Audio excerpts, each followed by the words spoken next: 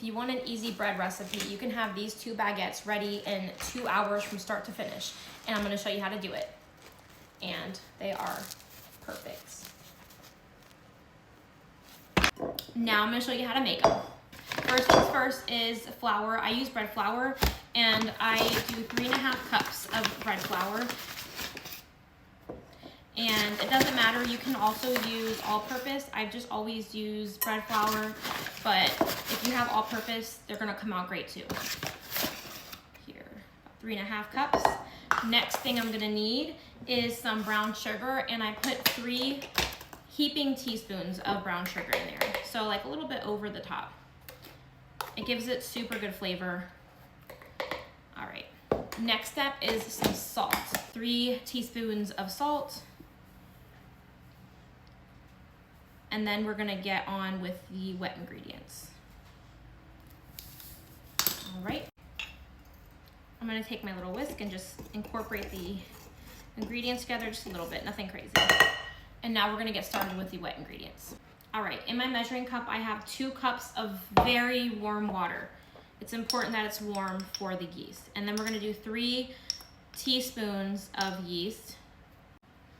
And then I'm gonna do 3 teaspoons of granulated white sugar, and that's gonna help activate the yeast. It feeds it. A little mixy mix. And I'm gonna let this sit on the side for about 2 minutes before we incorporate it into our dry ingredients. Right, and now we're gonna be mixing our wet ingredients into our dry ingredients, and I'm gonna be using my Dutch whisk to incorporate it. Sorry, I was having sound issues here, but mix all the water in and gently start incorporating. So I like to just use the whisk until everything's pretty well incorporated, and then I usually get my hands in there just to mix it the rest of the way. And it's kind of fun, it's like Play-Doh. So I'm just gonna get it to right around here where all the dry ingredients are mixed in. It just needs to be a little bit more well incorporated.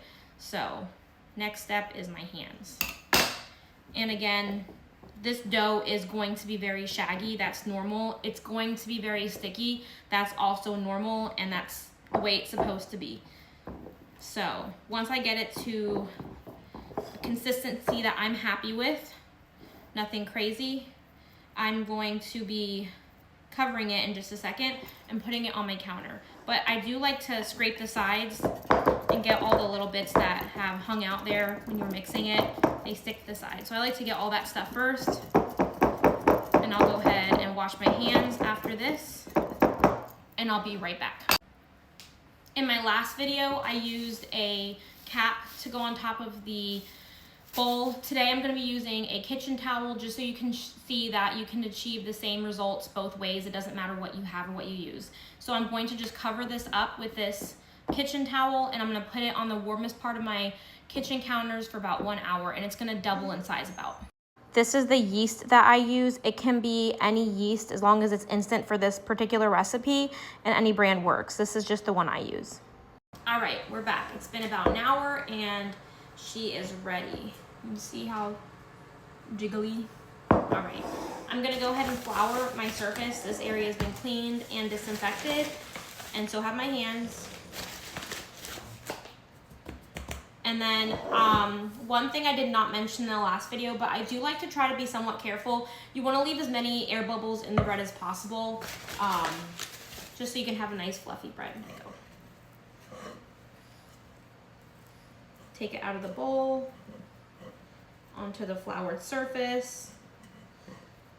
She's still very sticky, and that's okay. It's what we have the floured surface for. So I'm gonna go ahead and sprinkle a little bit of flour on top. Make sure your hands are well floured. I'm gonna go ahead and just roll this into a nice little ball. And then we're gonna be cutting this in half because this recipe does make 2 baguettes. And you don't have to measure, it doesn't have to be exact, just a rough in half for 2 baguettes. Put one to the side. All right, so I'm gonna go ahead and take it, and I'm gonna gently start rolling, and as I'm rolling, I'm pulling it apart, just very gently, just to get it to a good length that you're happy with. Now I'm gonna go ahead and roll it just a few times, like that. And I'm gonna go ahead and just flour the top a little bit more. And I'm gonna put it in my baguette pan with the other loaf that's already in there. And then I'm gonna go ahead, and I forgot to show this in the last video, but I do score the top like 3 times. Just a little right on top. All right, and now I'm gonna go ahead and cover this back up and let it rest for about 10 to 20 minutes, just for it to rise a little bit more before I put it back into the oven to cook. I'm gonna put this on the bottom rack, and it's gonna help create some steam for the bread. So I have this aluminum foil on top, and it's just very loosely tinted. You can still see all the bread in there, and I do that just for the first half so it doesn't overcook the bread. I have tried a few different ways of cooking it, and this is my favorite. That's how I have it set up. The steam on the bottom and then the bread on top. And then I'll put this in for 10 minutes, and I'll come in and take the aluminum foil off and let it finish cooking for about 10 minutes. Oven is set to 450 degrees. All right, it's been 10 minutes. I just took the water out and the foil, so I'm gonna let it go for another 10 minutes. All right, it's all done. I'm gonna go ahead and let it rest for about 20 minutes before I cut it open. Do you hear that though? Beautiful. Okay, I'm gonna let one rest, but I wanna cut one open right away to show you what it looks like on the inside if you do cut it open right away, because if you're making dinner and you're in a rush and you don't have time to sit there and let it wait, it's okay. So, God, it smells so good. That's the inside, very spongy. Perfect, perfect. Crispy. All right, let's put some butter on it and try it out. It's really hot. All right. This is so good.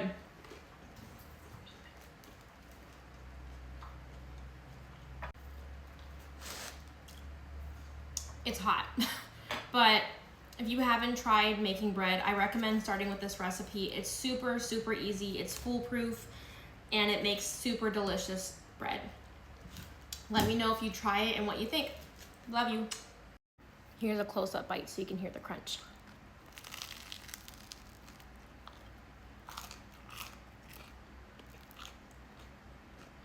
So good. Absolutely gorgeous.